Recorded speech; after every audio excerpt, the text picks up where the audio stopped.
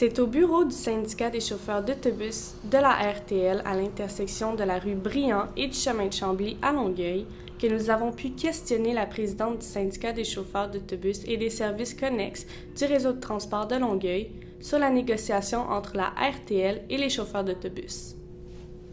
Mon nom est Sylvie Champagne, je suis la présidente du syndicat des chauffeurs du réseau de transport de Longueuil.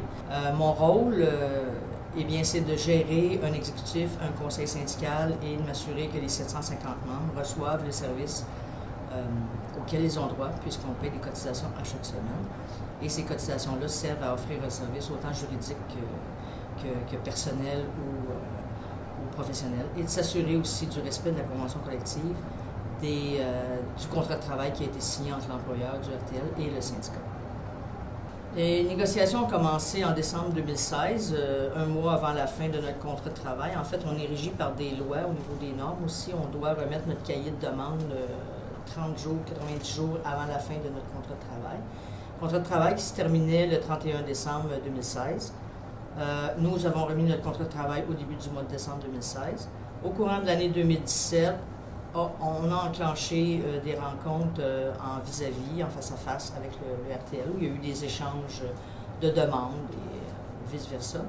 Par contre, à compter du mois d'août, si ma mémoire est bonne, le RTL devant un impasse, il y avait vraiment un impasse au niveau de la table, plus aucune discussion de chaque côté, a demandé la médiation au niveau du tribunal du travail. Comment fonctionne un syndicat? Naturellement, c'est démocratique. Alors, on est des membres. Moi, je suis un chauffeur d'autobus à la base. Je suis élu par mes membres en Assemblée générale de façon démocratique. Tous les postes qui composent un conseil syndical sont élus. Le 4 juin 2017, on est allé chercher un vote de grève à 98 %. Donc, ce vote de grève-là est toujours sur la table, peut être appliqué en fonction n'importe quand. Pour l'instant, on l'a mis stand-by parce que la médiation va bien. Les chauffeurs ne portent plus leur uniforme, c'est notre moyen de pression, lequel on a décidé d'employer pour ne pas couper le service à clientèle. Notre chandail, d'ailleurs, on s'est attribué la couleur orange. Et sur notre chandail, c'est écrit « Les usagers sont notre priorité ». Et la preuve de cette négociation-là, c'est de voir c'est quoi nos enjeux. C'est justement le service à la clientèle. C'est même pas les salaires le premier enjeu, c'est le service à la clientèle.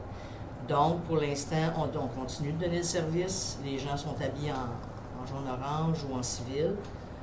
Est-ce que les moyens de pression vont s'accentuer dans les prochaines semaines? Tout dépendra de comment se déroulera la table de médiation pour le mois d'avril et mai. Chose certaine, à la fin mai, c'est un deadline pour nous. Alors, s'il n'y a pas de dégagement sur des notions très importantes, il n'est pas exclu qu'on ne va pas se prévaloir de notre droit de grève. Notre droit de grève, bien naturellement, ça nous amène avec la loi des services essentiels. Pour l'instant, c'est tout ce qu'on leur demande comme moyen de pression. Ils ne perdent pas de salaire, ils peuvent toujours faire du temps supplémentaire. Leurs conditions de travail au quotidien n'ont rien changé. Par contre, on sait qu'on touche l'image du RTL, l'image de la ville de Longueuil. C'est important pour nous. Je pense que les élus sont tannés de nous voir se promener en journal. Alors, les revendications, c'est de s'assurer qu'on protège nos acquis et qu'on s'assure qu'il n'y a pas de perte d'emploi et qu'on va chercher des conditions de travail meilleures au quotidien. La première préoccupation du syndicat en ce moment en table de négociation, c'est vraiment le temps de parcours et le travail au quotidien. C'est rendu totalement invivable, inacceptable, c'est pas faisable et ça crée un stress et une détresse au niveau des chauffeurs d'autobus et on doit régler la situation. Dû au manque de temps de parcours et aux conditions de travail déplorables, les chauffeurs d'autobus sont souvent agressés par des usagers en colère. En moyenne, 78 % des agressions vécues par les chauffeurs sont des agressions verbales et 22 % sont des agressions physiques. En 2017, 33 cas d'agressions verbales ont été déclarés. Moi, je suis Nathalie Laperrière, je suis directrice syndicale des chauffeurs d'autobus, mais je suis aussi, après ma barre, un chauffeur d'autobus. Puis je suis pas relevée de mes fonctions à temps plein. Je suis régulièrement sur l'autobus, je peux le constater aussi. Je te dirais que les agressions verbales sont de plus en plus fréquentes parce que, comme chauffeur d'autobus, veut pas, la circulation est plus dense, on a de moins en moins de temps sur les lignes, donc on court de plus en plus On arrive souvent en retard. J'ai comme cette semaine aussi, j'ai un chauffeur que lui m'a dit Nat, j'ai fallu que j'arrête pour aller aux toilettes parce que ça faisait comme 4h30 qu'il roulait sans arrêt.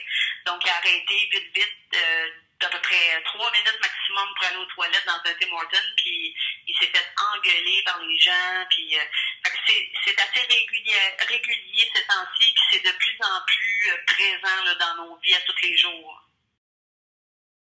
Tous les jours, on vit des agressions verbales, ça va des fois jusqu'aux agressions physiques. Les gens sont tannés d'attendre, les gens sont tannés de ne pas être capables d'embarquer dans un véhicule qui est déjà plein. Le travailleur qui est toujours en retard tous les matins, il ne rentre pas avec un sourire naturellement, et qui paye la note, c'est toujours le chauffeur d'autobus. Même si on lui dit de faire des plaintes au service à la clientèle, mais de toute manière, ça ne changera rien, puisque les sociétés de transport, et je dis les sociétés de transport, parce que c'est à travers le Québec que la situation est aussi grave. On fait des compressions, on fait de l'optimisation, et ça, c'est sur le dos des usagers. Donc, quand les usagers vont vouloir un meilleur service, ils vont devoir crier encore plus fort, mais malheureusement, c'est le chauffeur qui écope en ce moment d'une mauvaise gestion de nos horaires. Nous avons essayé d'entrer en contact avec la direction de la RTL pour avoir son point de vue sur cette négociation. Celle-ci n'a pas voulu se prononcer. Le 1er juin 2017, il y a eu une concrétisation de la grande réforme dans l'organisation des transports collectifs de la région métropolitaine de Montréal. La ARTM est maintenant responsable de planifier, d'organiser et de financer les services de transport collectif dans la grande région de Montréal. Celle-ci est responsable de la RTL. La principale source de financement de la RTL provient de la ARTM, ce qui correspond à plus ou moins 88% du revenu annuel. Le revenu de la RTL est d'environ 170 millions de dollars pour l'année 2018, ce qui représente une augmentation de 2,9% par rapport à l'année dernière. Cette augmentation pourrait peut-être permettre à la RTL d'offrir de meilleures conditions de travail pour ses employés.